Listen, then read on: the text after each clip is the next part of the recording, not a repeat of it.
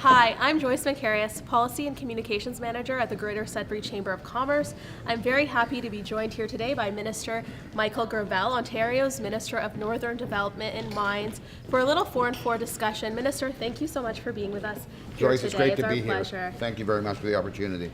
Now, Minister Gravelle is actually our guest speaker today for our President Series Luncheon. He'll be touching on Northern economic and development and growth, so we're very excited to have him here today. Our first question for you, Minister. The recent budget came out, the 2015 Ontario budget. Can you tell us what elements you believe will be good for the North? I think it's a really strong budget for Northern Ontario. Premier Wynne made it clear from the moment she came into office that the future of the North is really crucial to the economy of the province. This budget reflects that very strongly. Very much focused on infrastructure. Our commitment to four-laning, for example, between Parry Sound and Sudbury is crucial, and many other huge highway expansions and rehabilitations that are crucial. The Maley Drive extension, we're continuing to support that. The fact that we now have a permanent Northern industrial electricity rate program, which is vital to the sort of the mining sector and the forestry sector and the steel sector. That means a lot in terms of certainty for the for industry in terms of making investments. There's no question that our focus is on building up the North. We recognize that there's a tremendous amount of work that needs to be done in the North. The fact that the Northern Ontario Highways budget has been increased to $580 million. This is a program that is we've invested more than $5 billion over the last 10 years. We have an increase in the budget this year from 527 to 580. The fact that the forestry sector now has access to the Jobs and Prosperity Fund, and that the forestry sector has an increase in budget for resource access roads. There are many examples of how I think this budget strongly reflects the fact that we're listening to Northerners. Premier Wynne and our government is committed to Northern Ontario, certainly to each section. We know that there are unique challenges in all the communities across the North. The Connecting Link program, another one that is the municipalities certainly and the chambers have been asking us to support, to help support those needs are now in the budget as well permanently.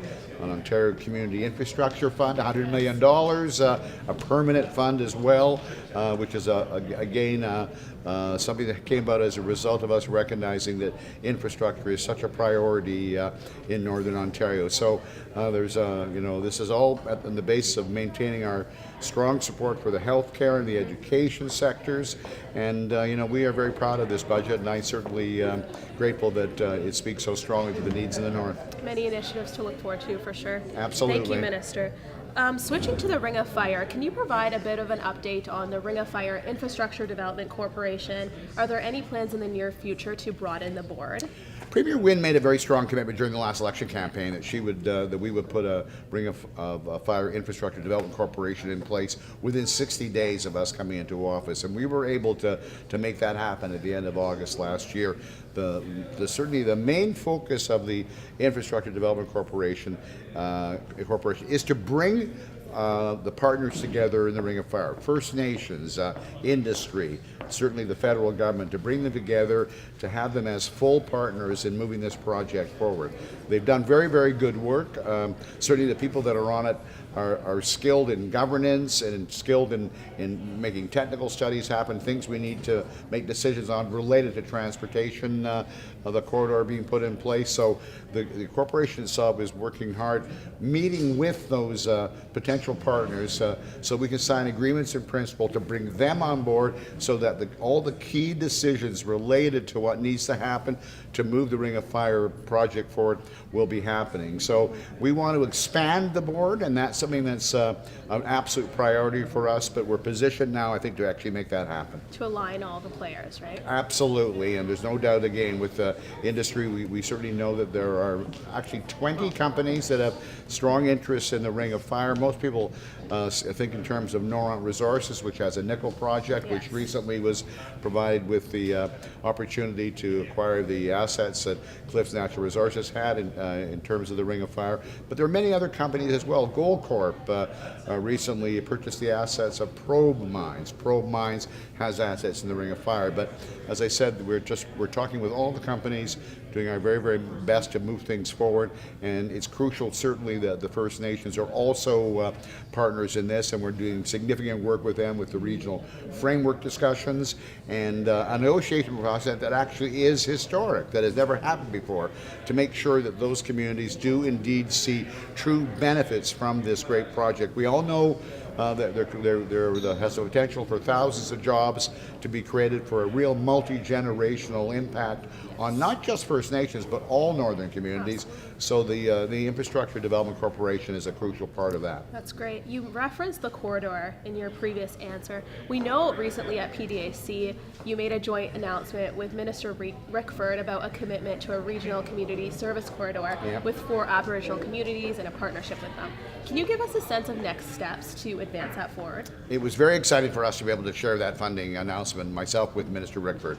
I'm doing my very best to work as strongly as I can with the federal government. We believe that they need to play an even stronger role, but to be able to sign this funding agreement with 4 First Nations, Webekwe taking the lead in partnership with Niskandiga, Nabinimek, and Ibamatoong, to actually look at building a corridor into their communities, which will potentially provide access for the future development of the Ring of Fire, was huge.